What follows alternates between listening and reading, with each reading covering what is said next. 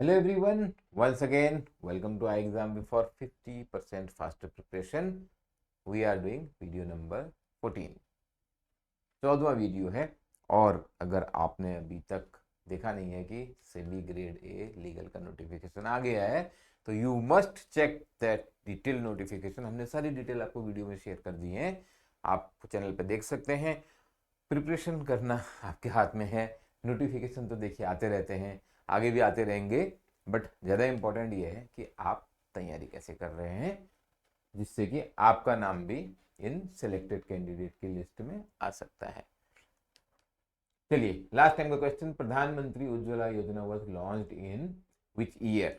Simple question है and this is one of the very very popular scheme जिसमें prime minister Modi ने बहुत बार बोला हुआ है, because this is going on many directions, on environment, on women empowerment, on the energy side. तो बहुत ही इंपॉर्टेंट स्कीम है गवर्नमेंट ऑफ इंडिया की, 2016 में शुरू की गई थी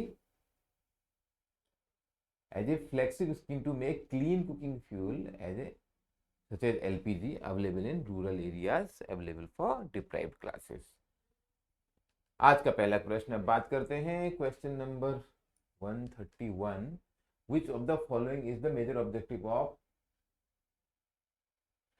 सौभाग्य प्रधानमंत्री सहज बिजली हर घर योजना?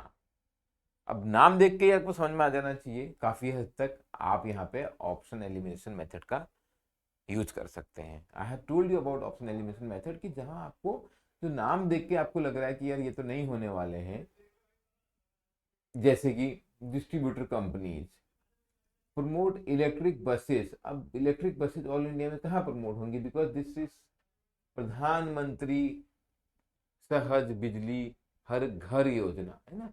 अब ये हर घर योजना में लिखा हुआ है तो आपको लिख ही रहा है कि ये हर घर योजना है, तो इसमें क्या मतलब है कि अब इलेक्ट्रिक बसेस आ गई। तो डिस्ट्रीब्यूटर कंपनी जो घर घर में हाउस होल्ड की बात हो रही है ना, solar panel on roof top, ये दो में आपको थोड़ा कंफ्यूजन हो सकता है, बट अगर आपको इन दो में नहीं भी पता है still you mark your answer. I have explained you the concept because the chances of getting correct are 1/2 if you have eliminated these three options here, but आपके माइनस होने के चांस कितने होते हैं? माइनस नेगेटिव मार्क कितना होता है? 1/4 होता है। You must use this, right? तो ये भी यूज करना है और ऐसे आपको ये स्कीम के बारे में पता होना बहुत जरूरी है। Government launch the scheme in October 2017 with the objective of achieving universal household electrification by providing electricity connections to all willing unelectrified household in the rural areas and all willing poor household in urban areas by मार्च 19। तो urban के लिए भी है जो लोग willing हैं यहाँ पे अपने घर में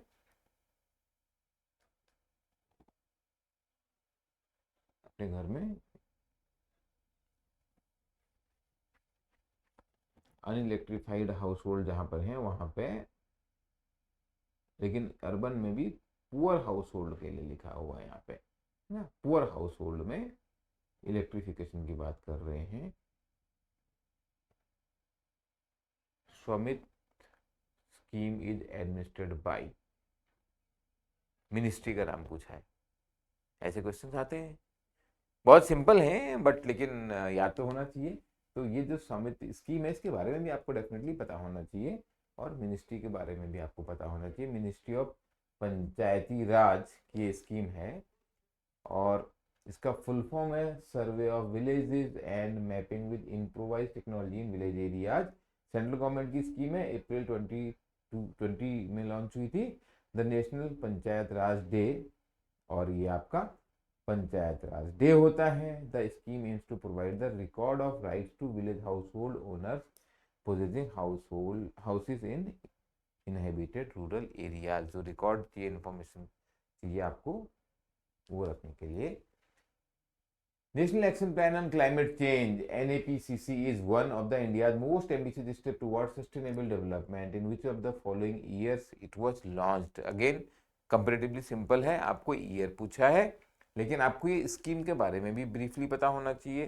जैसे मैं बोलता रहता हूँ कि क्वेश्चन एग्जैक्टली क्या आएगा एग्जाम में वो बताना मुश्किल है, बट ये इंपॉर्टेंट स्किल स्कीम्स हैं 2008 इसका आंसर है। 2008 जब इंडिया ने NAPCC लॉन्च किया था, establishing 8 national missions covering several initiatives and a slew of measures in the area of solar, water, energy efficiency, forest, sustainable habitat, sustainable agriculture, sustainable Himalayan ecosystem, capacity building and research and development। ये 8 area थे इसमें। National adaptation fund of climate change NAFCC, अब इसका full form भी तो आ सकता है exam में ना। was initiated in 1516 to support adaptation activities in the state and union territories of India that are vulnerable to the adverse effect of climate change। What kind of initiative NAFCC is? किस type का initiative है? Central है, centrally sponsored है, jointly implemented है या world bank backed है? Simple question था ये। सेंट्रल गवर्नमेंट का इनिशिएटिव है जो 15-16 में to support adaptation activities in the state and union territories that are vulnerable to the adverse effect of climate change। Implemented in project mode, and to date 30 projects have been sanctioned in 27 state and UTs।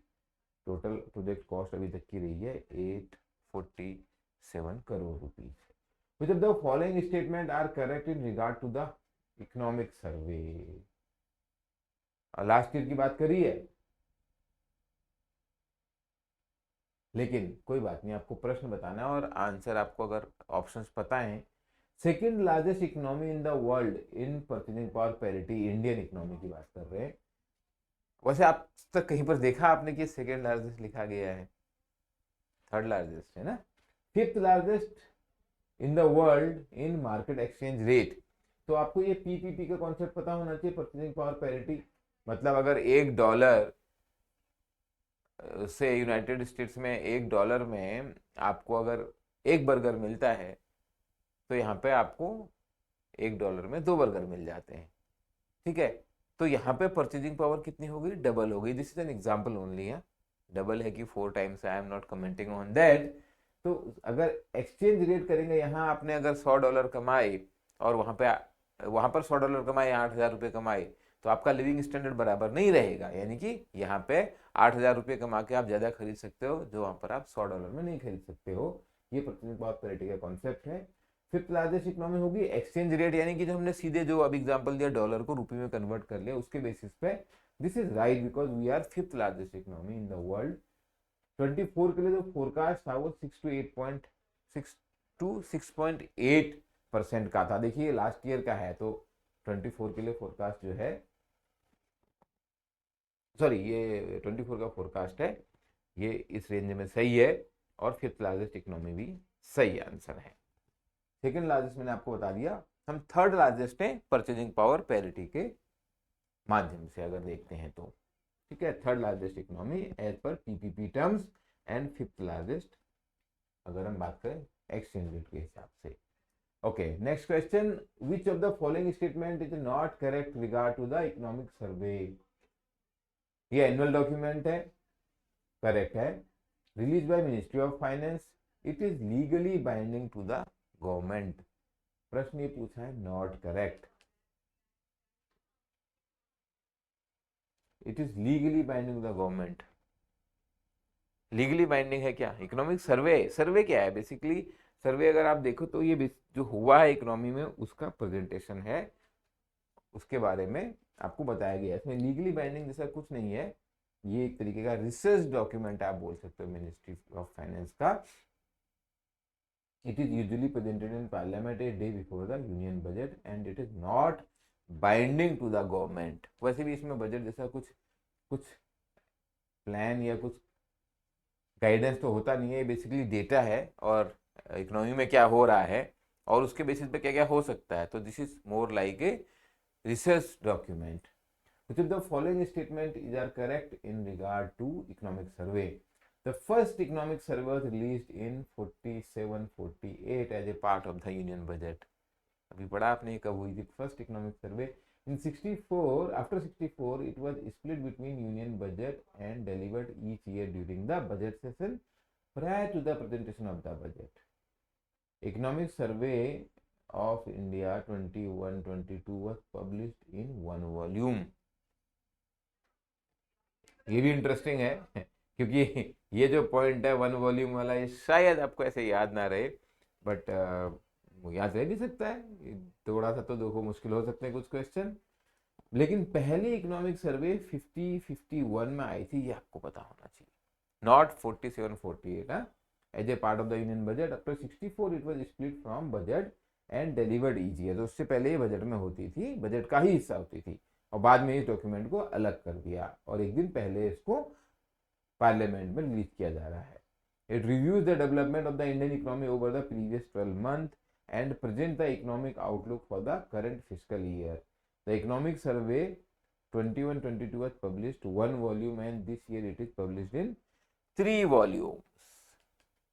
इस साल का ज्यादा important exam में आने के लिए which of the following statement is are not correct, not भी याद रखना, ये ऐसे क्वेश्चन गड़बड़ होते हैं एग्जाम में बहुत। Regard to service sector in economic survey 22-23, RBI estimated 6.8% of the retail inflation for 22-23. Fiscal deficit is expected to reach 6.4% of GDP. India was second largest recipient of remittance in the world. तो अगर आपको कुछ major data पता हो India के बारे में तो उससे भी ये आप क्वेश्चन कर पाओगे, क्योंकि इंडिया जो है ना सेकेंड लार्जेस्ट रेमिटेंस रिसीव नहीं कर रहा है, बल्कि आज की डेट में इंडिया हो गया है नंबर 1 पे। इसलिए ये स्टेटमेंट हो गई गलत। हमारे जो से काइंड ऑफ सुंदर पिचाई और मतलब चाहे वो कोई भी बग्गा हो वर्ल्ड बैंक के चेयरमैन, इसमें से बहुत सारे लोग तो यूएस में सेटल भी हो गए हैं, बट कुछ भी हो, बड़े बड़े नाम है, सत्या नडेला है, कोई भी बड़े बड़े लोग हैं, तो ऐसे ही बहुत सारे लोग विदेशों में जॉब कर रहे हैं, यूएस में, दुबई में, सिंगापुर में, and they are sending remittance to India. तो नंबर 1 रिसिपिएंट है इंडिया, ये आपको पता होना चाहिए। आरबीआई एस्टिमेट 6.8 ठीक है। यहाँ पे India was the largest recipient of remittance in 2022। Consider the following statement in regard to economic survey. Final version is scrutinised by finance secretary. Final version of the economic survey approved by chief economic adviser. Economic survey reviews the development in the economy over the past 12 month. ये तो आपको भी पता है, हमने बात करी थी और ऐसे ही पता होना चाहिए। लास्ट वाला स्टेटमेंट तो ठीक है, कहता है which of the statement is not correct. तो मिडिल वाला केवल करेक्ट नहीं है, क्योंकि ये इकोनॉमिक सर्वे जो है इसको फाइनेंस मिनिस्टर जो है वो अप्रूव करते हैं। Final version of economic survey is scrutinised by finance secretary and approved by the union finance minister. ठीक है, scrutinised by the finance secretary. Economic survey reviews the development in the economy over the last 12 month. और ये प्रश्न अब आप करेंगे ना। Which of the following has been launched to strengthen the digital infrastructure of the country by government of India? 3 नाम दिए आपको, GeM government e market place, e NAM e national agriculture market and unified mobile application for new age governance Umang.